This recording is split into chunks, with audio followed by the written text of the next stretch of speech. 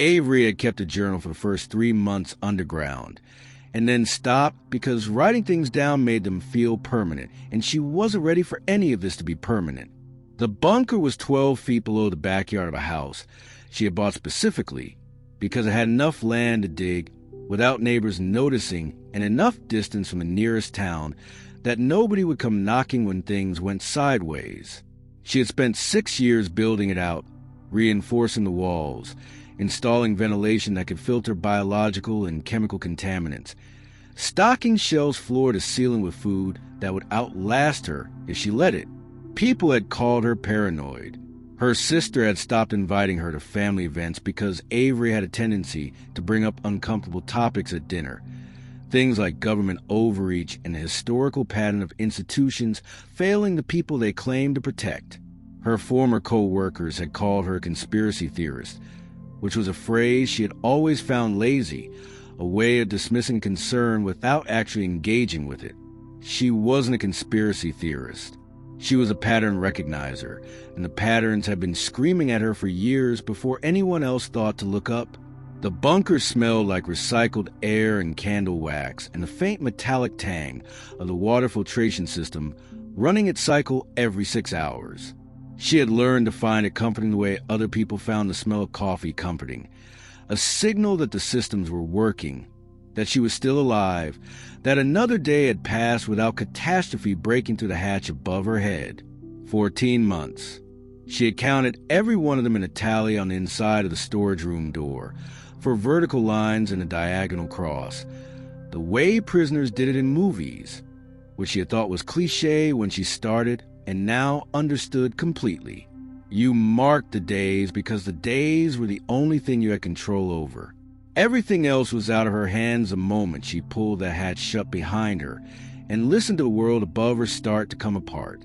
It hadn't happened all at once. That was the thing nobody who imagined apocalypse scenarios ever got right. It wasn't a single moment of catastrophic collapse. It was a slow and awful unwinding, like a sweater caught on a nail, one thread at a time until there was nothing left but a pile of loose yarn on the floor. The vaccine announcement had come on a Tuesday. She remembered that specifically because she had been listening to the radio while reorganizing her seed storage, the non-hybrid variety she had been collecting for 4 years, and the broadcast interrupted the usual programming with that flat authoritative tone that emergency alerts always used. Every station, every channel. She had flipped to them all in quick succession, her hands going still over a packet of heirloom tomato seeds. And they were all saying the same thing in the same cadence with the same phrasing, and that was when the cold settled into her chest and didn't leave. A voluntary vaccine for a novel pathogen that had been quietly spreading through population centers for the past 8 weeks. She hadn't heard about the pathogen. She followed news obsessively, and she had not heard a single credible report about any novel pathogen in the past 8 weeks, and the fact that the government was announcing a vaccine for something she hadn't known existed told her everything she needed to know. They weren't responding to a crisis. They had been preparing for one, or creating one. She had turned the radio off and gone straight to her bunker checklist and started running through final preparations with a calm efficiency that she recognized as a particular focus that came when years of preparation finally met their purpose. She didn't tell her sister. She had tried once, 2 years earlier, to explain what she was doing and why, and her sister had looked at her with a mixture of pity and exhaustion that made Avery feel more alone than the bunker ever had. She had called her neighbor Mrs. Pellerin, 73 years old and sharp as a tack, who had always been kind to her and never once called her paranoid, and she had said get inside and stay there under the guise of the pathogen being worse than they were letting on. It was the most honest she could be in the time she had. She didn't know if Mrs. Pellerin had listened. She had thought about that a lot over 14 months. The first weeks underground had been the hardest, not because of the physical conditions, but because of the noise above. Not loud noise, not explosions or chaos, but the ambient noise of a world still functioning. Cars passing on the road a quarter-mile away, a dog barking somewhere to the east, the distant sound of someone's radio playing through an open window, on a warm evening. And then those sounds thinning out, then the dogs stopped barking. Then the cars became occasional, and then rare, and then absent.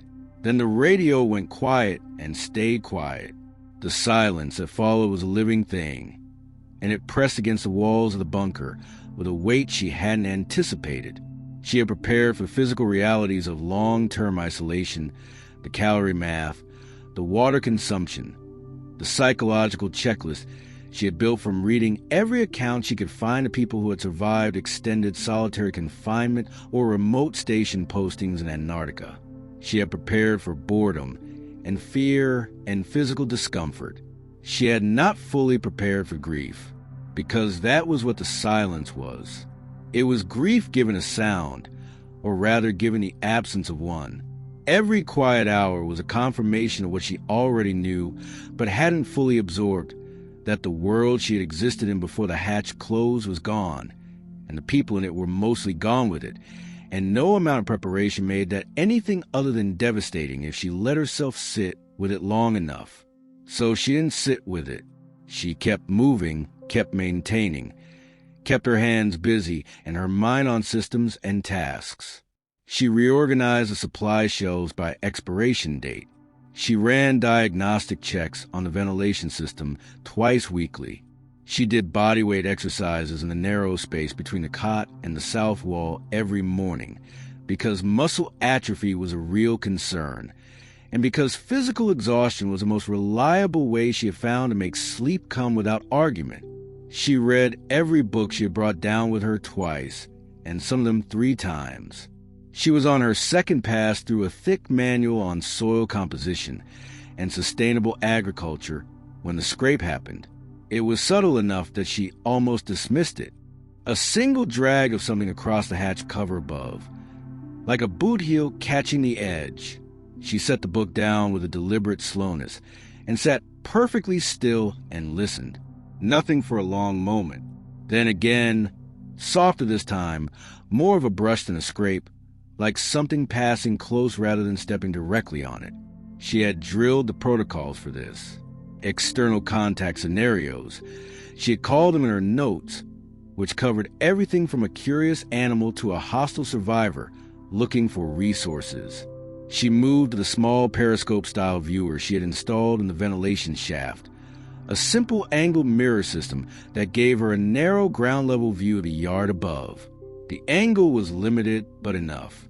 She pressed her eye to the viewer and adjusted the mirror, and saw a pair of boots moving slowly through the overgrown grass about 10 feet from the hatch cover.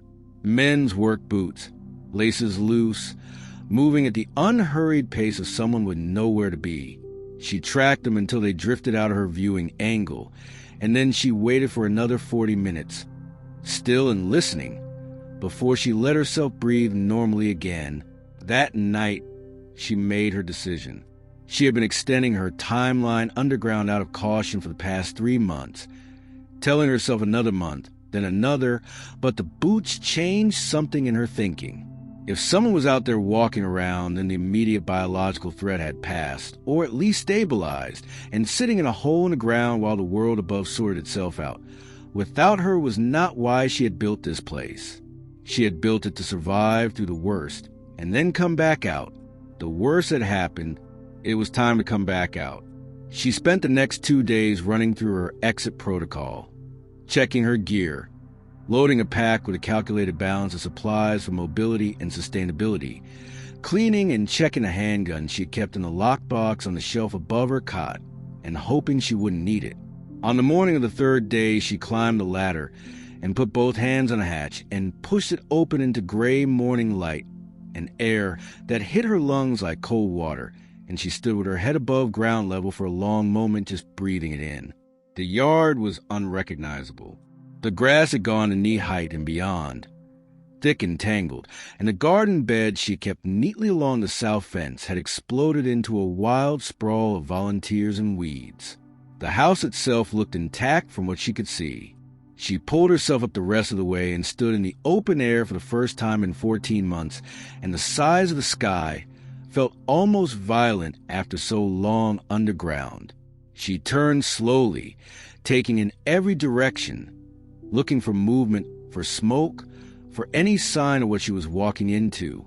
The tree line to the north was still and quiet. The road to the east was empty. And then she saw him, a man at the edge of the tree line, maybe 40 yards out, walking parallel to the tree line at that same unhurried pace she had seen through the periscope. She watched him for a moment, and he didn't look at her and didn't vary his pace, and something about the quality of his movement made the hair on the back of her neck rise before she could name exactly why. She called out to him, not loud, just enough to carry. He stopped, turned toward her with a slowness that didn't match the distance, like the signal had taken longer to reach him than it should have. He looked directly at her, and she looked back, and even from 40 yards she could see it. The thing that was wrong, the quality in his face that she didn't have a word for yet, but would later come to think of as the lights being on with nobody home. She took 2 steps toward him, and he watched her come and said nothing and made no move, and she stopped 10 feet away and said, "Are you okay?" And he looked at her the way a person looks at a tree or a fence post, present his gaze but absent in every other way. She had seen something like it once before in a man who had suffered a severe stroke. That particular blankness that wasn't sleep and wasn't unconsciousness, but was a erasure of something fundamental.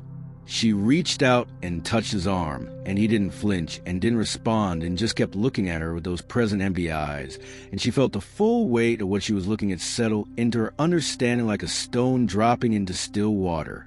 The vaccine hadn't killed everyone.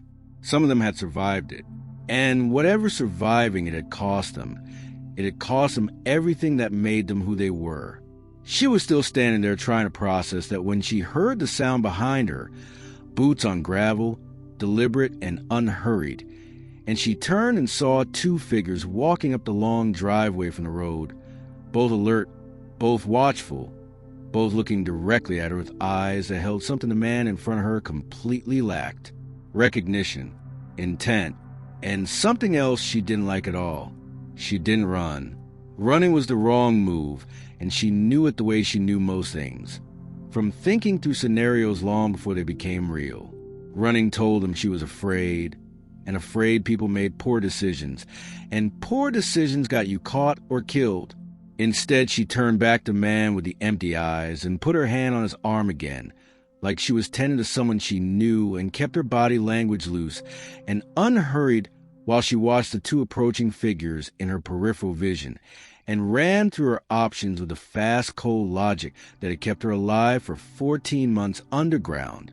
The driveway was long, maybe 120 yards from the road to where she stood, and they were halfway up it, which gave her time, but not much. The tree line was 40 yards to her north. The house was 30 yards behind her. The bunker hatch was in the yard between her and the house. None of those were clean exits with 2 sets of eyes on her. So she stayed still and let them come, and when they were close enough to talk, she spoke first, because speaking first was always better than waiting to be spoken to. She said she had just found him out here, gesturing at the man with the empty eyes, and asked if they knew where he had come from. It was a calculated opener, positioning herself as someone stumbling onto a situation rather than someone who belonged to one. The 2 figures stopped about 10 feet away and looked at her with an assessment she recognized, the kind of look that was cataloging details and making decisions simultaneously. A man and a woman, both somewhere in their 40s, both wearing clothes that were practical and clean in a way that suggested access to resources, not the worn and patched look of people who had been scrambling. The man had a radio clipped to his belt. The woman had a clipboard, which struck Avery as almost absurdly mundane given the context, and then struck her as deliberate, a prop of authority, a signal that there was still an organizational structure somewhere behind these 2 people. The woman asked where Avery had come from, and Avery said down the road, which was technically true, and the woman wrote something on the clipboard and asked how long she had been in the area, and Avery said she had been staying in the house, pointing back at it, and had come out this morning for the first time in a while. All of it true, none of it informative. The man with the radio was still watching her with that cataloging expression, and she didn't like the steadiness of it, the patience in it, the sense that he was in no hurry, because he didn't need to be. The woman asked if Avery had been vaccinated. The question landed with a weight that the woman's neutral tone was clearly designed to conceal, and Avery looked at her for a half-second before she said yes and watched for the reaction, and got almost nothing back. Just a small nod and another mark on the clipboard. She didn't know if they believed her. She didn't know what happened to people who said no. She wasn't going to find out right now.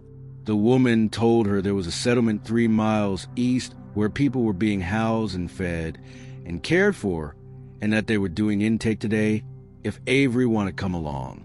The phrasing was friendly. The subtext was not quite a question. Avery said she appreciated that and asked if she could gather a few things from the house first, and the woman said of course, and smiled in a way that was practiced and professional and didn't reach anywhere near her eyes. Avery went inside the house and went straight to the back door and left. She moved through the overgrown backyard at a low, quick walk and into the tree line, and then she ran. She pushed north through the woods for 20 minutes without stopping, weaving through undergrowth that had gone thick and untended over more than a year, and when she finally stopped and crouched behind a deadfall and listened, she heard nothing behind her, no pursuit, which either meant they weren't concerned about one woman slipping away, or they had other methods of tracking that didn't require footwork, and she didn't know which of those options bothered her more. She stayed behind the deadfall for a long time thinking. The clipboard, the radio, the clean clothes and the practiced smile, and the intake process 3 miles east. Whatever this was, it was organized, and it had been running long enough to develop a system and a vocabulary, and a particular kind of personnel who could deliver a pitch about housing and care with a straight face while looking at a man with empty eyes standing 20 feet away. She pulled her pack off and inventoried what she had: the handgun, 2 full magazines, 3 days of food if she was careful, water filtration kit, a small medical kit, a hand crank radio. She hadn't been able to get a signal on underground but hadn't tried yet up here. She tried it now, working through frequencies slowly, and got static on most of them, and then on a frequency she almost skipped past, she caught a voice, faint and broken with interference, but unmistakably a voice, and she pressed the earpiece in and turned the crank slowly to stabilize it, and what she got was a man talking in short, careful bursts, like someone who had learned not to broadcast longer than necessary. He was giving a location, coordinates in a system she recognized from her orienteering work, and then a time, and then he repeated both, and the transmission cut. She sat with that for a moment. Someone was out there communicating in a way that suggested they knew someone else was listening for it. Someone careful and deliberate and alive in the way those 2 people on the driveway had not made her feel. She noted the coordinates against her mental map of the region and started moving. It took her the better part of the day to cover the distance carefully, moving through the woods and avoiding roads and the open fields that felt exposed in a way that made her skin prickle. She saw the settlement from a ridge about half a mile out as the afternoon light went flat and gray, and she lay in the underbrush and watched it for a long time. It was larger than she had expected. A cluster of existing buildings, a feed store and grain elevator complex, she vaguely recognized as belonging to a small agricultural supply company, surrounded by a perimeter of chain link that had been reinforced with additional fencing and what looked like recently dug earthworks. Inside the perimeter there were people, dozens of them, moving with that same unhurried, purposeless quality she had seen in the man at the tree line. They were working, stacking and carrying and digging, but the work had no visible organization to it, no communication between workers, just individual bodies performing tasks in isolation from each other. And moving among them were figures like the 2 she had met on her driveway, alert and upright and purposeful, directing the workers with gestures and occasionally with what looked like printed instruction cards that they held up for the workers to read. She watched a woman with empty eyes receive one of those cards, read it with no visible comprehension on her face, and then walk directly to a wheelbarrow and begin filling it with gravel. The card worked where words apparently didn't. She filed that away. She was pulling back slowly from the ridge when she nearly put her hand on someone crouched in the underbrush 2 feet to her left. She froze. He froze. They looked at each other for a long, suspended second, and she had her hand on the gun before she registered that he was looking at her with the same sharp recognition she had seen in her own face in the bunker mirror every morning. The look of someone fully present, fully aware, fully terrified, and trying not to show it. He was younger than her by maybe 10 years, lean and weathered, with the kind of practical clothing that said he had been thinking about function over everything else for a long time. He held up both hands slowly, and she kept her hand on the gun, and he said very quietly that he had been watching the settlement for 11 days and asked how long she had been out. She told him 14 months, and he looked at her with an expression that mixed respect and disbelief in equal measure and said she was the longest he had heard of. She asked his name, and he said Dean. She told him hers, and they lay there in the underbrush side by side, watching the settlement in the fading light. And she felt for the first time since she had climbed out of ground that morning something she hadn't expected to feel. She didn't have a clean word for it. The closest she could get was that she was no longer the only person in the world who knew what she knew, and that mattered in a way that went beyond tactical advantage or survival probability. It mattered in the oldest and most human way, the way that said you're not alone in this. And for one unguarded moment, she let herself feel the full relief of that before she put away and went back to thinking. Dean touched her arm and pointed, and she looked back at the settlement and saw what he was pointing at.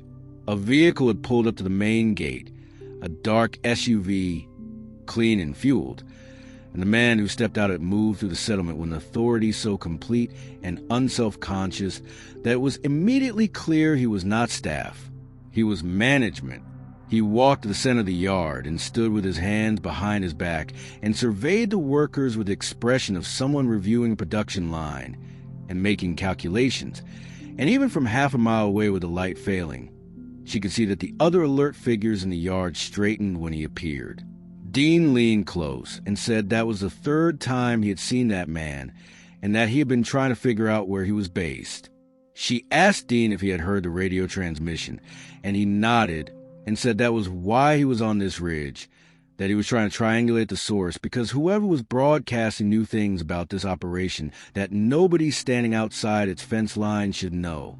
And that was when they heard the 3rd voice, directly behind them both, low and steady, saying that she had been wondering when someone else would find this spot. She had short dark hair and mud on her boots and a military-grade spotting scope hanging from her neck, and she was looking at them both with a calm, evaluating expression of someone who had already decided they weren't a threat, but was reserving final judgment.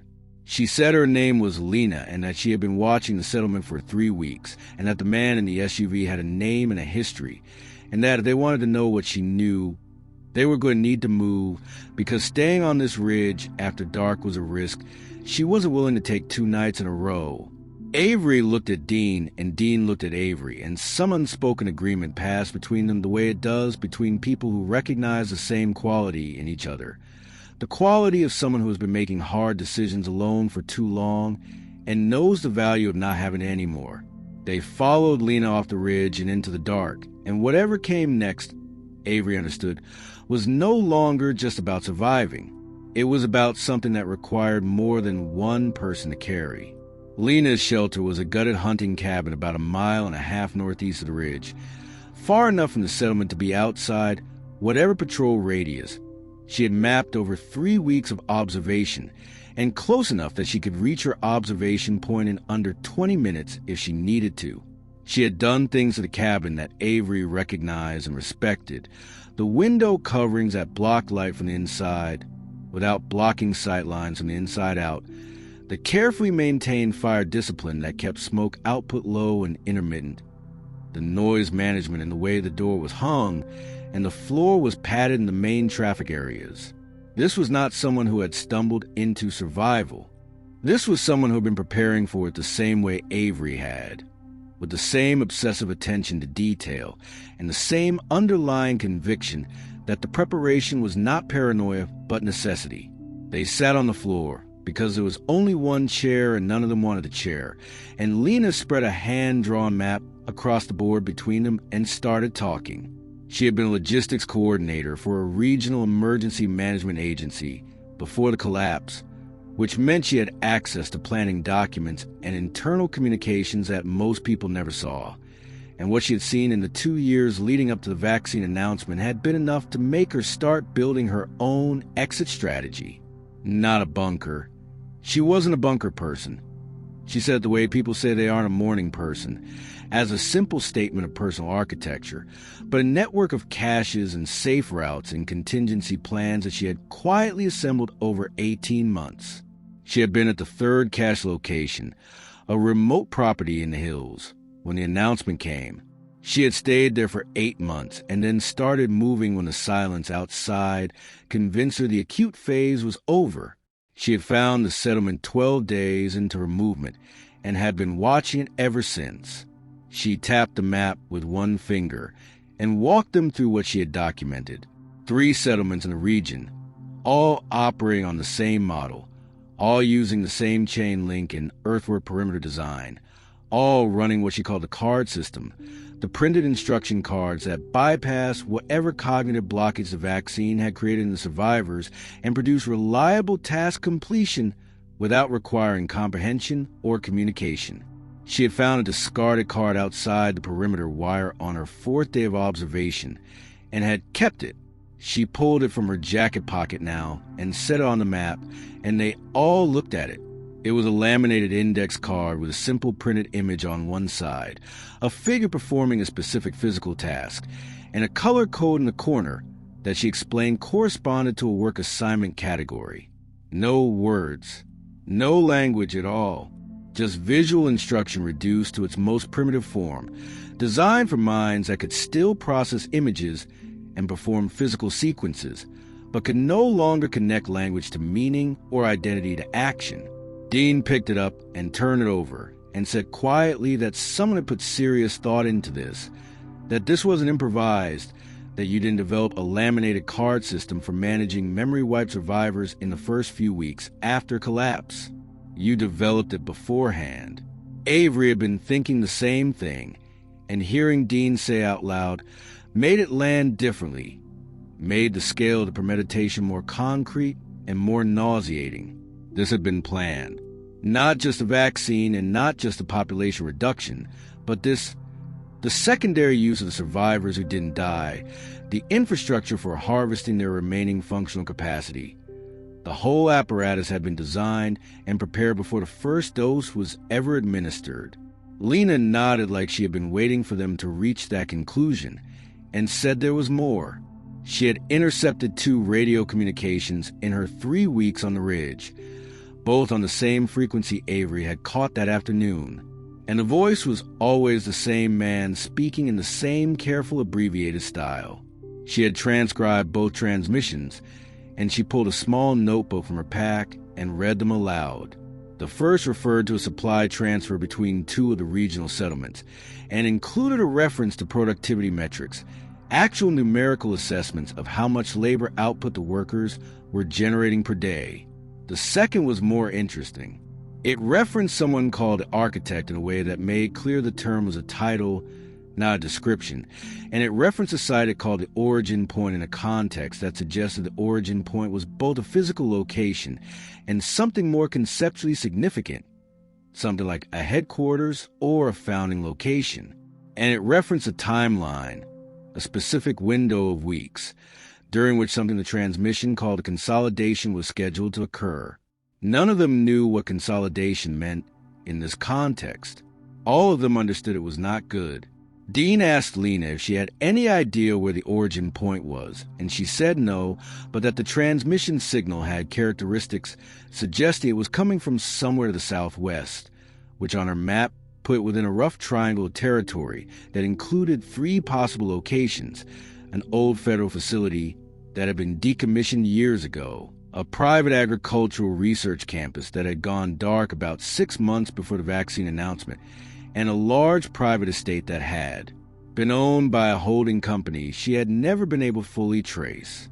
Avery looked at the 3 locations on the map and felt a specific kind of recognition that she couldn't immediately explain. Not the locations themselves, but the pattern they formed, their spacing, and their relationship to the settlements and the road infrastructure between them.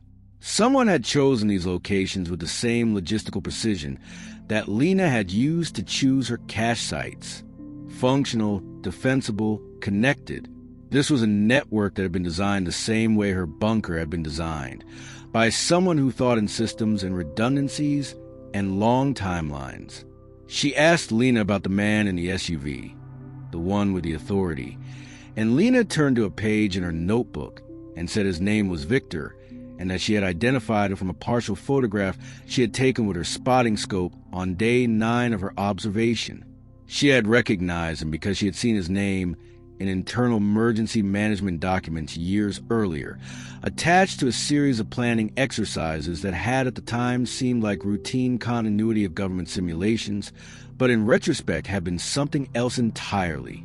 He was not a government employee and had never been. But he had been a contractor, a consultant brought in repeatedly over a 5-year period to advise on population resilience modeling, which was a phrase that meant nothing to most people, and which Lena now understood to mean something very specific and very deliberate. Dean said the name slowly like he was testing the weight of it, and asked if Lena thought Victor was the architect. Lena said she didn't think so. She thought Victor was management, capable and dangerous, and clearly committed to the project, but that the architect was someone above him, someone who didn't come to settlement sites, someone whose name hadn't appeared in any transmission she had intercepted. Avery asked how many people they thought were running this operation regionally, and Lena said based on what she had observed, she estimated no more than 15 to 20 personnel across all 3 settlements in the area, which sounded like a small number until you consider that they were managing hundreds of compliant workers who required no coercion and generated no resistance. The math of it was efficient and horrible. They sat with that for a while, and then Dean asked a question that had been in the room since Lena had started talking, which was what they were actually going to do about it. Not rhetorically, practically. 3 people with limited supplies and no external support looking at a regional operation with resources and organization, and a man named Victor who moved through labor camps like he owned them because functionally he did. Lena said she had been thinking about that for 3 weeks and had developed what she called a theory of disruption, which was not yet a plan, but was a skeleton of one. The card system was the operation's primary vulnerability because it was also its primary dependency. The workers didn't follow people. They followed the cards, which meant the workers weren't loyal to Victor or to anyone. They were loyal to the instructions, and if you could change the instructions or remove them or introduce enough confusion into the card system, you could theoretically decouple the workers from the operation without any direct confrontation. It was elegant, and Avery said so, and Lena said it was also completely untested and potentially disastrous, and that she had been unable to move forward with it alone because the execution required simultaneous action at multiple points within the settlement perimeter, and one person couldn't cover multiple points simultaneously. Dean said he could get inside the perimeter. He said it matter-of-factly, like it was a logistical assessment rather than an act of extraordinary risk, and explained that it spent 4 of his 11 days observing the settlement on the inside, having walked into the main gate on day 3 and spent a day and a half moving through the facility before leaving the same way he came in. He had gone in as a worker, mimicking the blank compliance of the vaccinated survivors well enough to pass casual inspection, and had spent that time mapping the interior layout and identifying the card distribution points. Avery looked at him for a long moment, and then asked how he had known it would work, and he said he hadn't.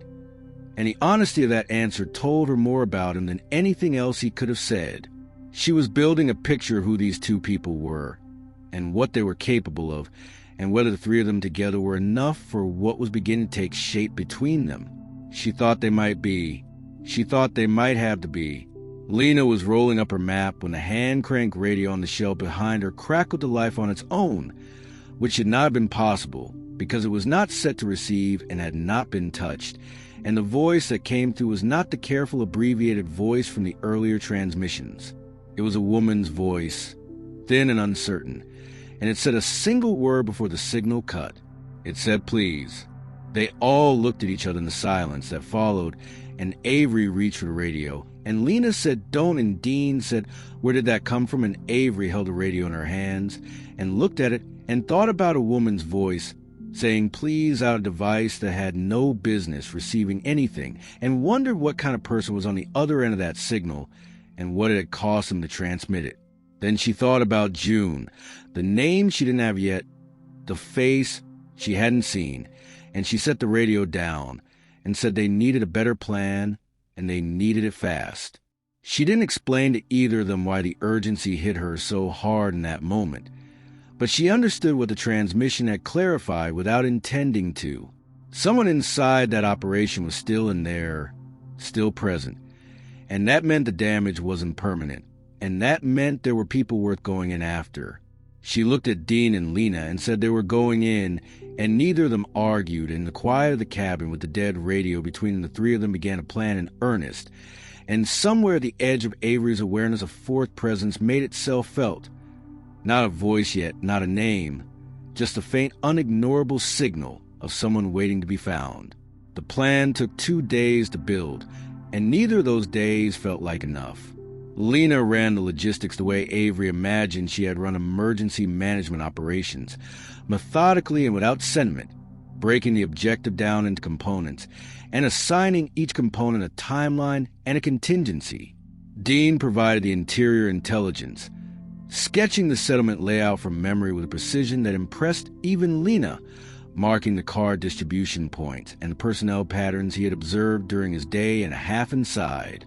Avery worked the supply problem, inventorying what the three of them had collectively and identifying the gaps between what they had and what the plan required. The gaps were significant but not insurmountable. On the first night, she slipped out alone and went back to her bunker and spent 3 hours in the dark loading a second pack with additional supplies, tools, and 2 items she had been saving against a scenario she had always hoped wouldn't materialize. A handheld signal jammer she had sourced through a prepper network 2 years before the collapse, and a set of laminated blank cards she had printed as part of a broader document preparation kit that she had assembled without any specific purpose in mind, and now understood she had assembled for exactly this purpose. When she got back to the cabin, Dean was awake and on watch, and he looked at the second pack and didn't ask any questions, and she respected him for that. On the second day, Caleb found them. He came out of the tree line to the east of the cabin at mid-morning, moving carefully and with his hands visible, which told Avery he had been watching the cabin long enough to understand that the people inside it were the kind of people who needed to see her hands. He was solidly built and somewhere in his mid-30s with beard that had grown past intentional and into simply practical and eyes that moved the way Avery's moved, constantly and without apology, mapping exits and threats and distances. He said he had been tracking the settlement for 2 weeks from the eastern approach and had picked up their trail the previous afternoon and had spent the night deciding whether to make contact. Lena asked him what made him decide yes, and he said the radio transmission, the woman's voice, the single word, and that he had heard it too from his position, and that it had changed his calculation about whether one person alone could accomplish anything worth attempting. They brought him inside, and Lena walked him through what they had, and he listened without interrupting, and when she finished, he was quiet for a moment, and then he said he knew who Victor was, not from emergency management documents or contractor records, but personally. The word landed in the room like something dropped from a height, and they all felt the impact of it. He said it carefully and without drama, the way people say things they have rehearsed in their own minds many times before saying them out loud. That Victor had been a colleague of his father's, that his father had worked in a policy research capacity for a private foundation, that Caleb had grown up understanding as a think tank, but had come to understand in the years before the collapse as something with a much longer and more deliberate agenda. He said his father had believed in the project. He said it the way you say something that still costs you something to say, flatly and with a steadiness that was clearly constructed over a long time. He said his father had tried to convince him of it too, in the last conversation they had before Caleb cut contact, which was about 18 months before the vaccine announcement. The room was quiet. Avery watched Caleb while he talked, and she watched the other two watching him, and she made her own assessment, which was that this was not performance and not a manipulation. This was a man carrying a specific and personal weight, and choosing to sit down in front of strangers because the situation had made privacy a luxury none of them could afford.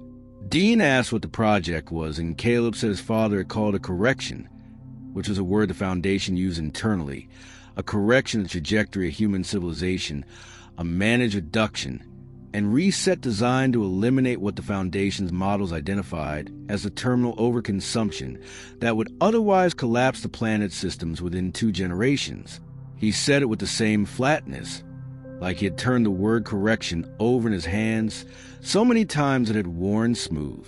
Lena said so the vaccine was always a mechanism, and Caleb said yes, and that the survivors who didn't vaccinate, people like all of them in this room, had been a calculated variable people Foundation expected to exist and expected to form the seed population of the corrective world, self-sufficient and capable and already adapted to low-dependency living.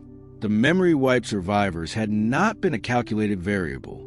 They had been an unintended outcome that the Foundation, or at least the operational layer of it that Victor represented, had decided to exploit rather than address. Avery asked if his father was alive, and Caleb said he didn't know and that he had stopped trying to find out because the answer in either direction was one he wasn't sure he could carry and still function, and he needed to function. Nobody pushed him further on it. They worked through the afternoon on the plan, and Caleb's knowledge of Victor's operational background filled in gaps that had been bothering Avery since the driveway encounter, specifically the question of how a small number of personnel was managing multiple settlements across a wide region without the kind of communication infrastructure that would be detectable and disruptible. The answer was that Victor had built redundancy into the system the same way a prepper built redundancy into a supply cache, multiple independent nodes that could operate autonomously for extended periods without central coordination, checking in on a rotating schedule rather than a constant one. It made the operation resilient, but it also made it slow to respond to unexpected variables, and that slowness was the opening they needed. The signal jammer was the key piece. Avery explained how it worked and what its range limitations were, and Lena mapped those limitations against the settlement layout and identified a position from which the jammer would disrupt the personnel radios without affecting the card system, which ran on no electronics at all, and therefore couldn't be jammed but could be replaced. The replacement card plan was Dean's contribution, the detail that took the theory of disruption Lena had been developing and gave it a mechanism. The blank laminated cards from Avery's pack, marked with specific color code Dean had memorized from his time inside, would not instruct the workers to do anything. They would instruct the workers to stop. A blank card in the right color code, he had observed, produced cessation behavior in the workers. They would put down whatever they were doing and stand still and wait, which was apparently a reset state built into the card protocol for managing transitions between tasks. A settlement full of workers who had simultaneously stopped and were standing still waiting for the next instruction was a settlement whose personnel would be occupied with crisis management and unable to focus on anything outside the perimeter. That was the window.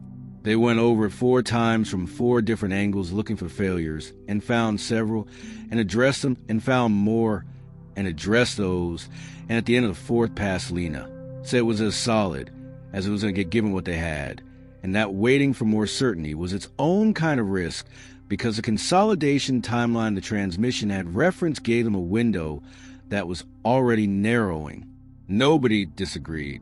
They were sitting with that finality, the particular quiet that comes when a decision has been made and what remains is only the execution, when Dean held up one hand and said, "Listen," and they all went still, and in the silence of the cabin they heard it, faint and intermittent, coming from the direction of the settlement. Not the radio this time.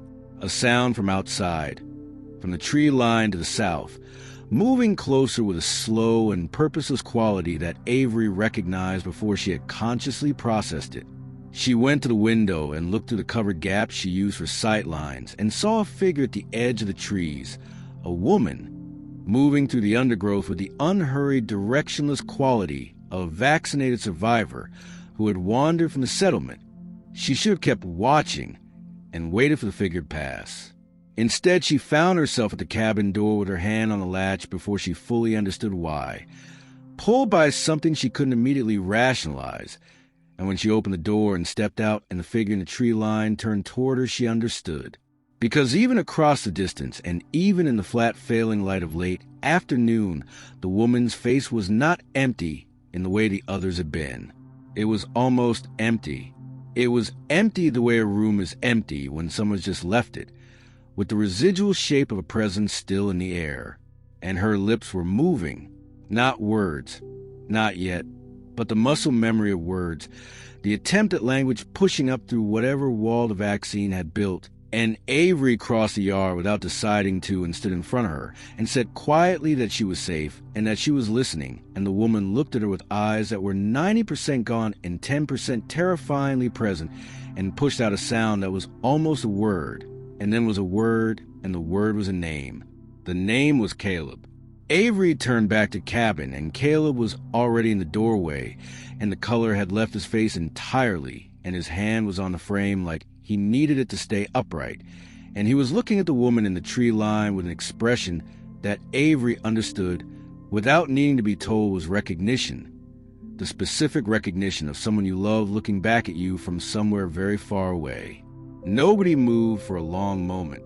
The woman in the tree line stood with her lips still working around sounds that hadn't fully become words yet, and Caleb stood in the doorway with 14 months of whatever he had been carrying written across his face all at once, and Avery stood between them, feeling the weight of a story she didn't know all of yet, but understood enough to know that it changed the calculus of everything they were planning, because the woman in the tree line had come from the settlement, and she had found this cabin.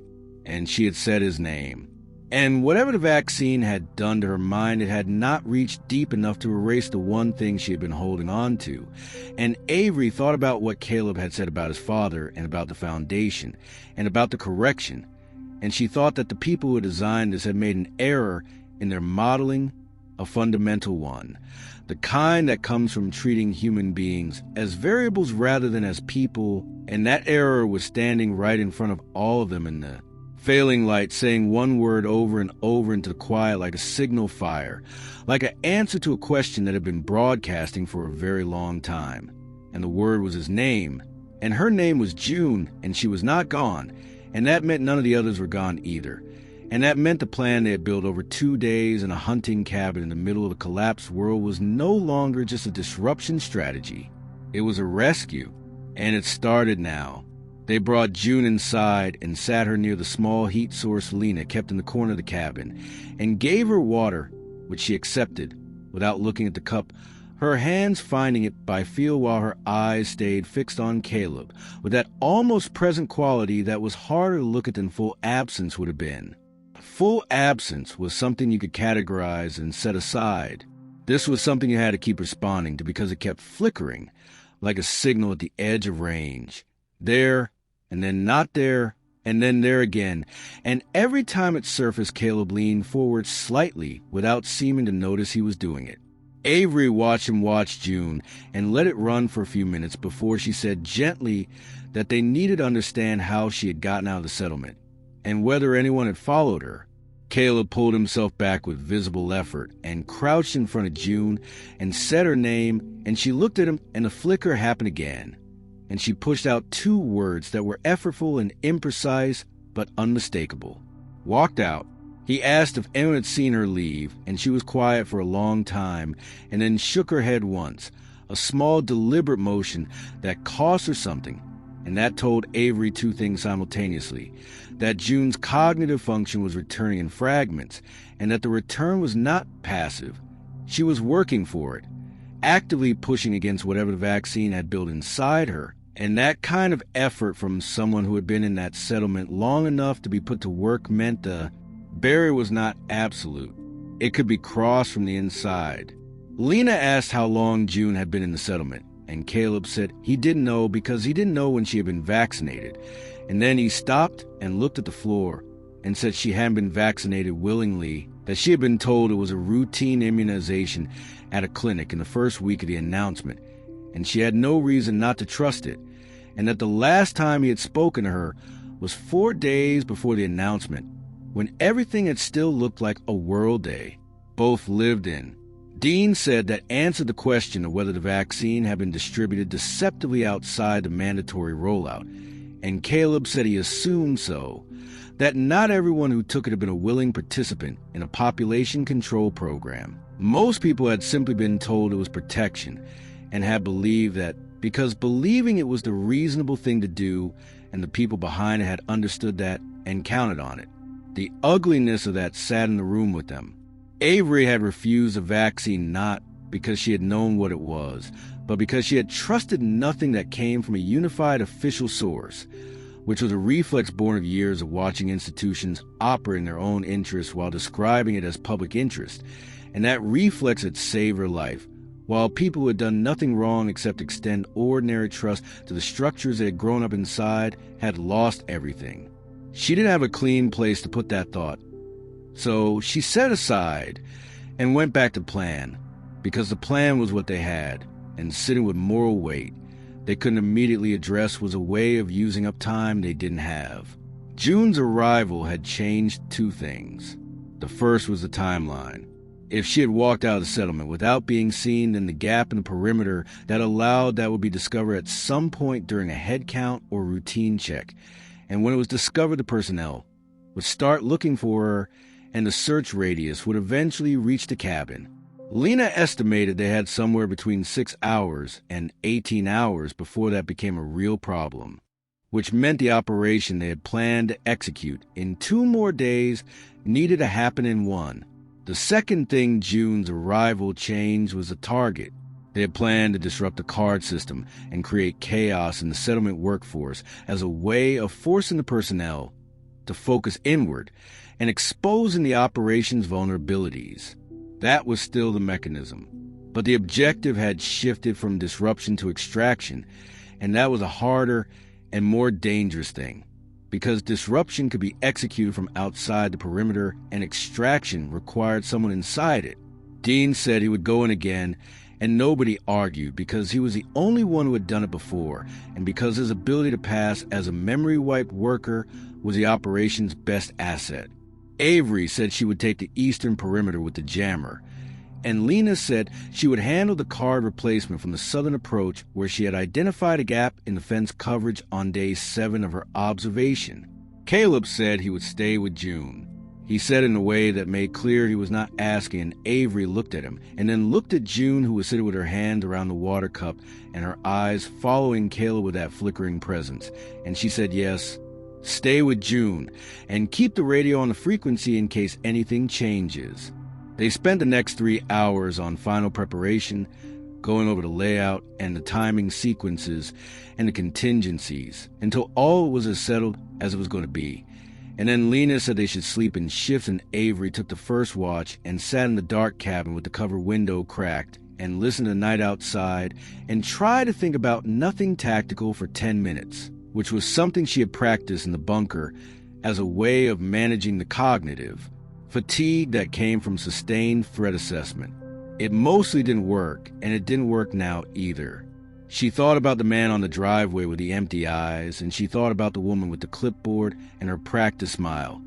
And she thought about Caleb's father, who had believed in correction and had tried to bring his son into that belief. And she thought about what kind of person arrived at the conclusion that the right response to humanity's problems was to remove most of humanity from the equation. She had known people who talked about overpopulation in abstract terms, and she had always found the abstraction suspicious, because the people who talked about it that way never seemed to include themselves in the population they were discussing. They moved out before first light, the 3 of them splitting at the tree line and moving to their separate approach positions in the dark. Avery reached her position on the eastern perimeter as the sky was beginning to lighten to a flat gray, and she settled into the underbrush and got the jammer position and checked the time and watched the settlement come to life in the early morning. the workers emerging from the long, low building on the north side of the compound where they were apparently housed, and moving to their positions in that purposeful way, directed by the early shift personnel, who moved among them with their car holders and their clipboards and their radios clipped to their belts.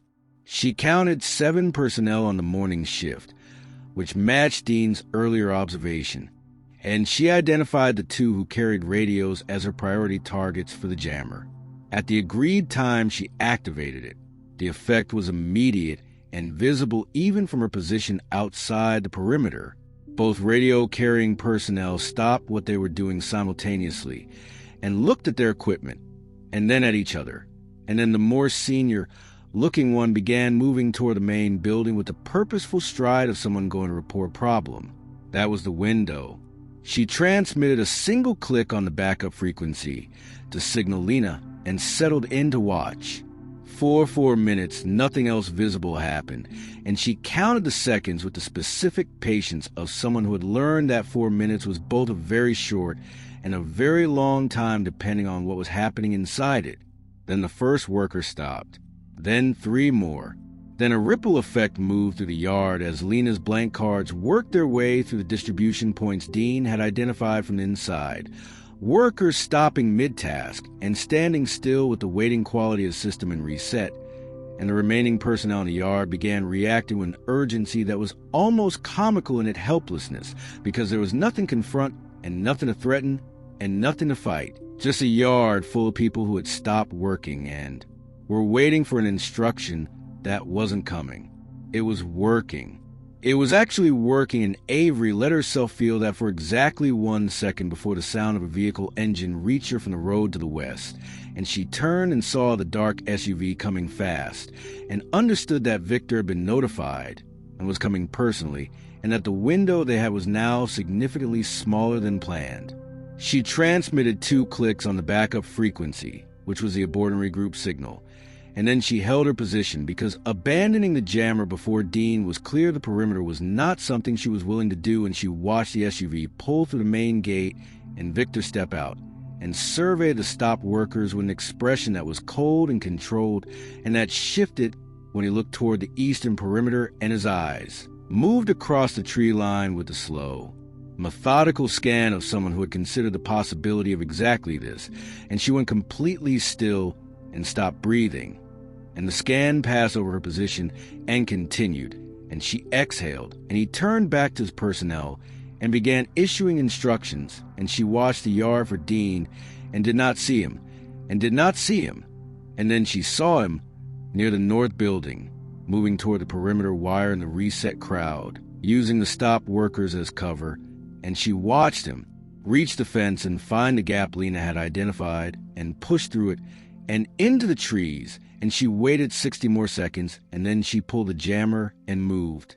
She was back in the tree line and moving northeast when the shouting from inside the perimeter changed pitch, sharper and more urgent than personnel managing a reset situation, and she understood, without turning, that Victor had found the fence gap.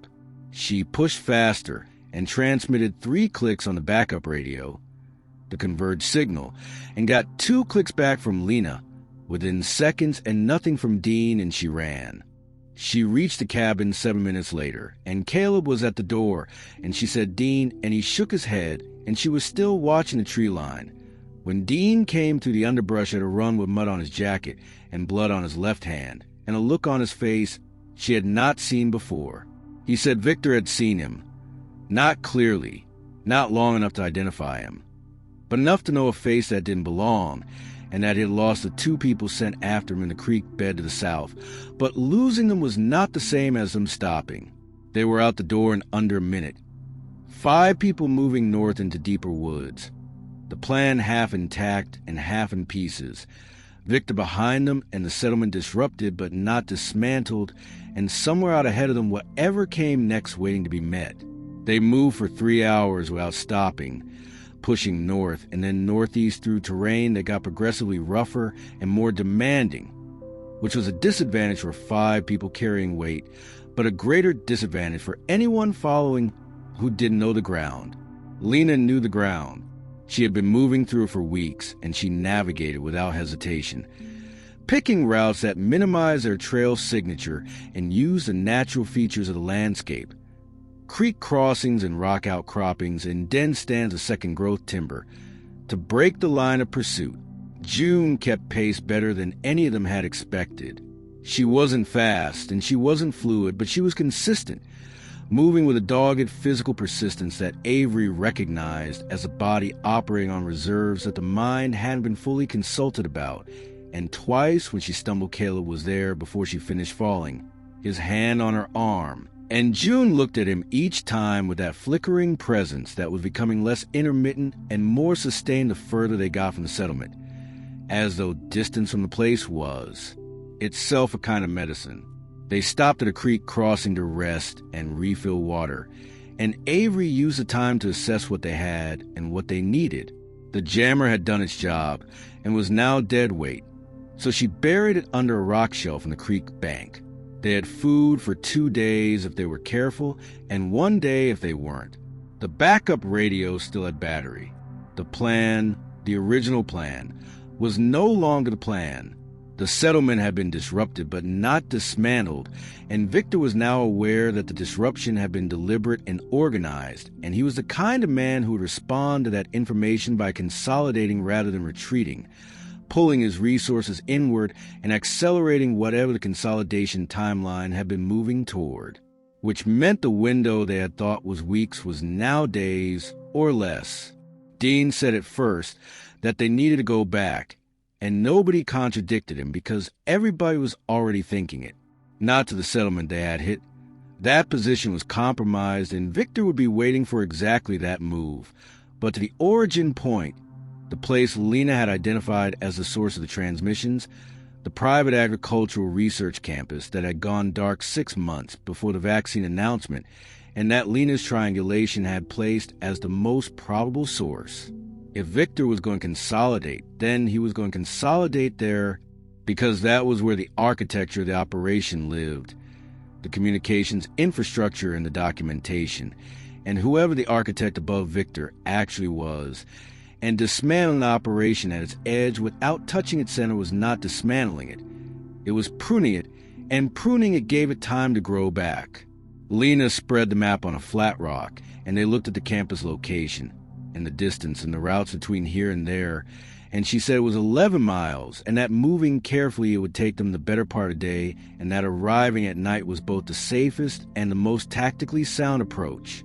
Avery looked at June and Caleb, and the question that needed to be asked was obvious, and Caleb answered it before she could find the right way to phrase it. He said June was going with them, and that he was going with June, and that if Avery needed him to explain the logic of that, she didn't know him well enough yet, but she would. Avery said she didn't need the explanation, and she didn't. June looked at the map, and then she looked at Caleb, and she said 2 words that were clear and unambiguous and represented the longest and most syntactically complete thing she had said since she appeared at the tree line. She said, "I remember." Not everything, and not in a way that was going to make the next 24 hours easier, but she said it with a clarity that stopped all of them for a moment, and in the silence that followed, Avery felt the specific weight of what they were doing settle into its final form. This was not 4 people disrupting a labor operation. This was 4 people, and the first proof of concept that the damage could be undone standing at the edge of a decision that would determine what the world looked like on the other side of the next 24 hours. They moved out at midday and reached the outer boundary of the campus property as the light was failing, covering the 11 miles in just under 7 hours of careful movement, with 2 rest stops and 1 long detour around what appeared to be a vehicle on a road crossing that they weren't willing to chance.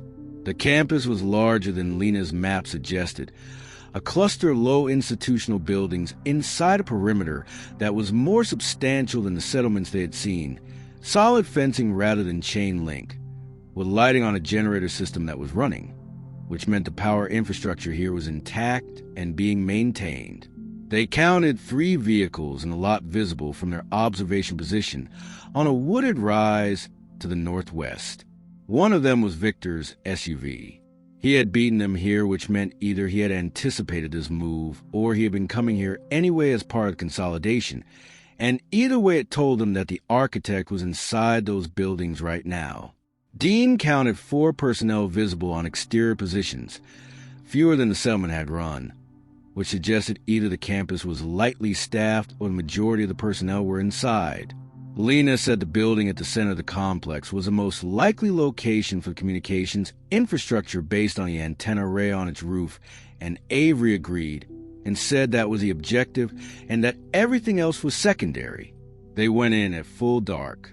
Lena and Dean took the exterior personnel, not violently but efficiently, using the particular skill set that people who had spent years planning for exactly this kind of scenario develop. And Avery and Caleb moved June to a concealed position near the outer fence with clear sight lines to the extraction route and instructions to move on a signal. Then Avery and Caleb went through the fence and across the compound and into the central building through a service entrance that Dean had identified from his exterior observation, and they moved through corridors that were lit and heated and that smelled of electronics and coffee and the strange, mundane persistence of institutional function, like an office building that had decided the end of the world was not a sufficient reason to stop running.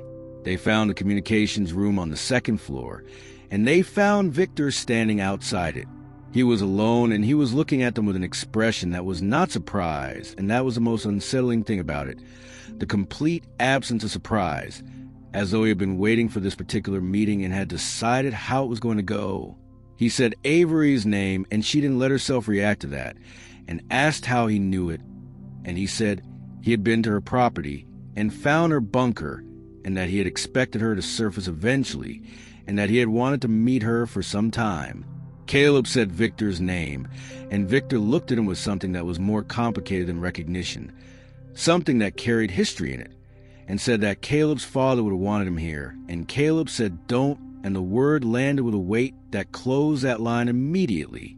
Avery told Victor it was over, and he looked at her with the patient, unhurried expression of a man who had been building something for a very long time, and said that nothing was over, that the correction was past its critical threshold and self-sustaining, and that what she had disrupted was a single regional node of a global system, and that she could burn this campus to the ground, and it would change the outcome by a negligible amount.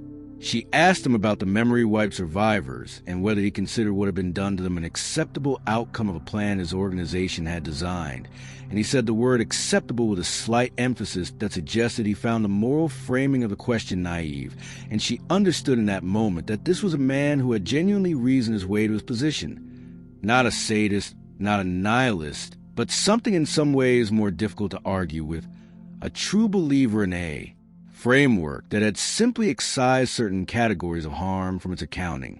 She didn't argue with him. She had not come here to argue. She had come here for the communications infrastructure and the documentation that would tell her how wide the network ran and who the architect above Victor actually was. And while she had been standing in the corridor talking to him, Caleb had gone around her and through the communications room door, and she could hear him working.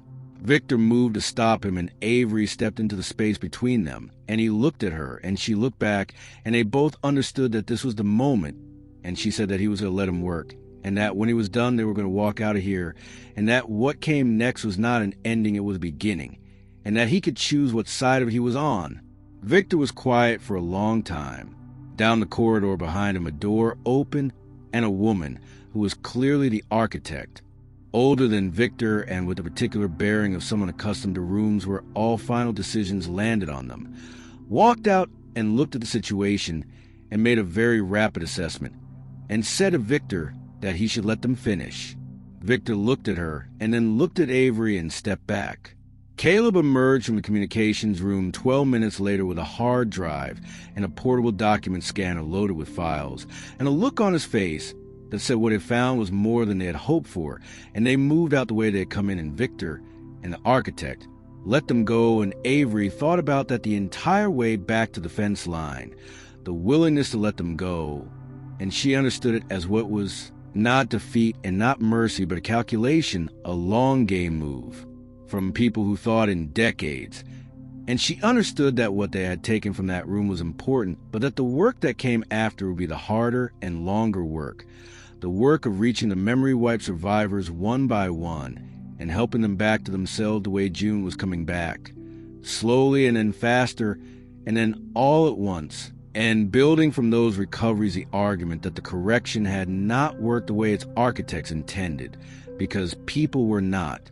Variables and resilience was not a resource to be harvested, and humanity did not stop being humanity just because some of a long timeline and a spreadsheet decided it should.